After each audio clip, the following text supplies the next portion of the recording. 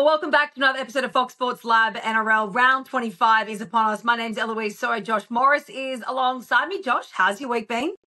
Yeah, good, Eloise. I'm looking forward to this round of football. Obviously, we've got a couple of games that won't really decide too much on the ladder, but we've got a few that are really good. And we had, obviously, some injuries over the week, the big one being Nathan Cleary. So we'll have a look at that in our games preview. Yeah, absolutely. Penrith fans are hoping that he can get back for the finals with that shoulder injury. We'll get into that a little bit later, but let's kick things off. The Seagulls taking on the West Tigers. Now, Seagulls $1.20. Tigers $4.45. Manly have won each of its last 6 matches against the West Tigers. It's hard to sort of go against the Eagles here. Do you agree?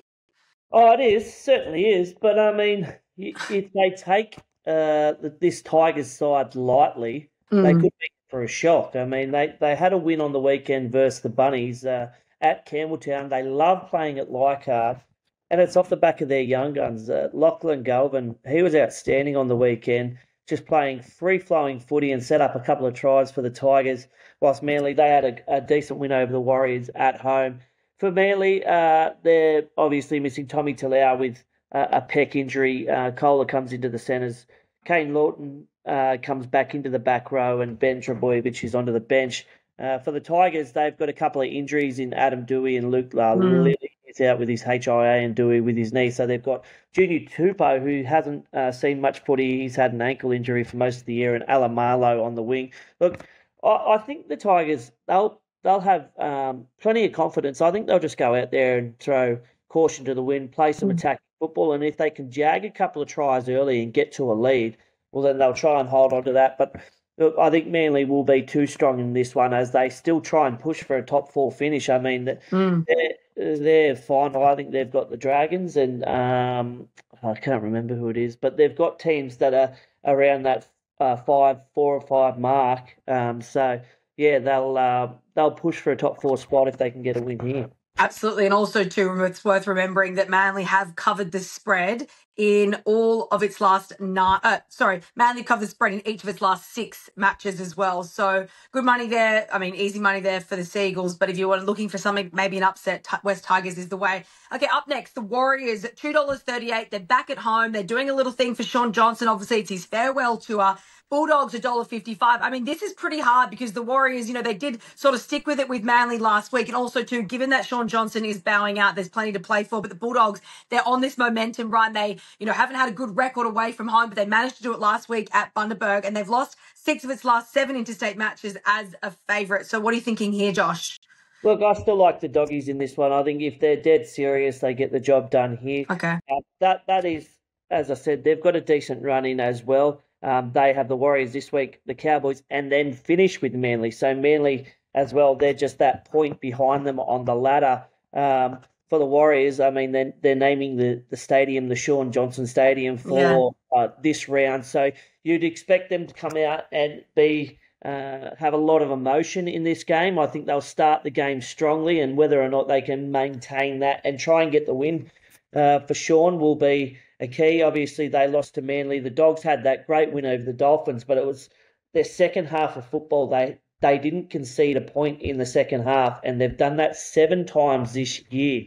So if they can keep doing that, well, then they give themselves every chance to go over there and get the job done. For the Warriors, Wade Egan comes back in. That's a massive boost. Yeah. It goes back to the bench. But for the Dogs, they've named the same 17 again.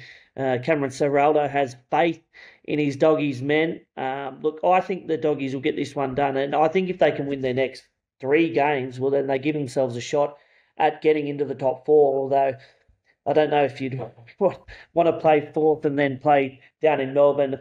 Maybe they might just stay in 5th and get themselves a home final.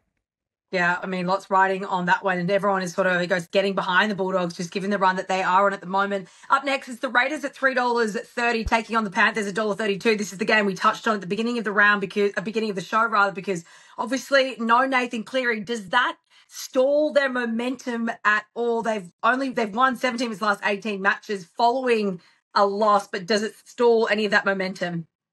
Look, I think they're obviously well poised to do it because they've had him missing for most of the year. So Jerome Luai is no stranger to filling in for Nathan Cleary in those boots. But both teams are coming off the back of losses. Obviously, Penrith had the loss to the Storm. And then the Cowboys absolutely towed up the Raiders, and Ricky Stewart was fuming in his press conference. So you'd expect a response from them, and them being at home be hard to beat. But obviously for Penrith, they've got Luai in halfback. I mean, Snyder comes in as well. Summerton is in the 9 for Kenny, but they welcome back Liam Martin, so that pushes Lindsay Smith to the bench. I still think Penrith will be too classy in this one. I think if the Raiders don't respond to Ricky Spray, well, then they'll be on the back of another big loss this week, and I think the Panthers are the team to do it. Yeah, okay. Next up, heading to the Dolphins at $4.65, Storm at $1.18. I mean, Storm are just flying at the moment. Obviously, off the back of that win over Penrith, they are really the benchmark, and they're in line to get the minor premiership. They've won 17 of its last 19 matches at Amy Park. Everything points to a Melbourne victory here. But if there is a team, Josh, would you agree that Dolphins on their day could cause an upset? Yeah, definitely. I think Wayne Bennett will know how to take on Craig Bellamy down there in Melbourne.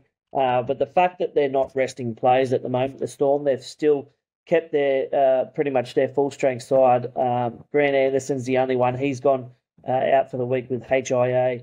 Tyron Wishart goes onto the wing and Fire goes onto the bench. I love Tyron Wishart. Just his ability to play in any position, and he plays it so well. He's been a key man to this year, and it's so awesome to see the young fella going so well. Obviously, the Dolphins were on the back of that loss to the Dogs in the second half. They really didn't have the attack to match it with the Dogs. Look, I think the fact that the Storm have their record at home being so good, I think they're going to be hard to beat, and I'll tip a Storm 13-plus victory there. Massive. Tyron Wishart definitely plays hand in that. There's been so much talk about Jerome Hughes and pushing for Dally M, but Tyron Wishart really is someone that deserves praise in that team at the moment. Okay, lastly, we're heading to the Dragons, $2.20, Sharks, $1.65. Cronulla have won each of its last 8 games against the Dragons, so they've got the wood over them easy. $2.20, $1.65. Is it a flip of the coin? Sharks, I mean, they were really pushed in Golden Point by the Knights, and really it was the Knights who were dominating in that clash. Yeah, the Sharks were actually lucky to come away with that victory, and I guess they had a lot of changes late in the week with a couple of players ill and then a couple of players out. So both sides won on the weekend, so the Dragons obviously in 8. They need to keep winning. For the Sharkies, though, they welcome back Braden Trindle, so that pushes Blake Brayley back to the 9, McInnes back to the 13, Teague Wilton, Tommy Hazelton, they're back into the side. The one that I saw was Stone Street. He's coming to the wing for Katoa, so I'm not sure if Katoa's injured or if he's actually been replaced. And then the Dragons, they've pretty much kept the same side. The only difference is Raymond Fatala-Mariner coming onto the bench for the debutant Lycan King Tonkia.